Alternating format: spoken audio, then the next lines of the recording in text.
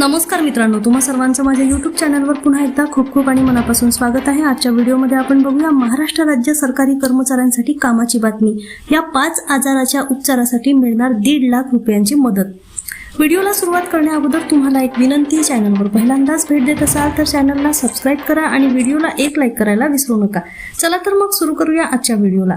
सरकारी नोकरी प्रत्येकालाच हवी असते, कारण की या नोकरीमध्ये सुरक्षितता मोठ्या प्रमाणात असते आणि सर्वात मोठी गोष्ट म्हणजे पगाराव्यतिरिक्त या कर्मचाऱ्यांना वेगवेगळे लाभ शासनाकडून दिले जातात। दरम्यान आज आपण महाराष्ट्र राज्य सरकारी कर्मचाऱ्यांना दिल्या जाणाऱ्या अशाच एका लाभाची माहिती इथे पाहणार आहोत।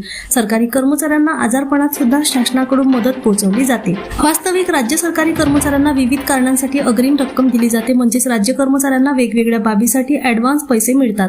वैद्यकीय कारणांसाठी देखील राज्य सरकारी कर्मचाऱ्यांना वैद्यकीय अग्रिम म्हणजेच ॲडव्हान्स देण्याची तरतूद आहे। राज्य सरकारी कर्मचाऱ्यांना विविध आजाराच्या उपचारासाठी 1.5 लाख रुपयापर्यंत मदत पुरवली जाते। याबाबत राज्य शासनाच्या सार्वजनिक आरोग्य विभागाच्या माध्यमातून 10 फेब्रुवारी 2006 रोजी एक GR जारी करण्यात आलेला आहे। या GRनुसार राज्य सरकारी कर्मचाऱ्यांना 5 आजारांच्या शस्त्रक्रियांसाठी 1.5 लाख रुपयांपर्यंतचा वैद्यकीय ॲडव्हान्स मिळतो। आता आपण राज्य कर्मचाऱ्यांना कोणत्या आजाराच्या उपचारासाठी 1.5 लाखांची मदत मिळते ते जाणून घेऊया।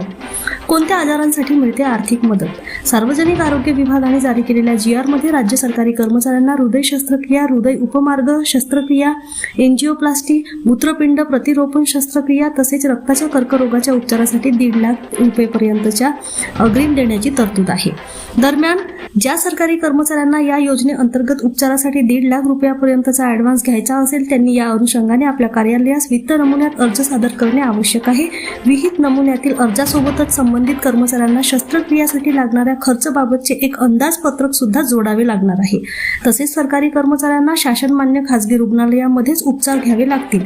अग्रिमच्या लाभासाठी शासनाने जे दवाखाने निश्चित केले आहे तिथेच उपचार घ्यावे लागतील। पुन्हा भेटू एका नवीन अपडेटसह। धन्यवाद।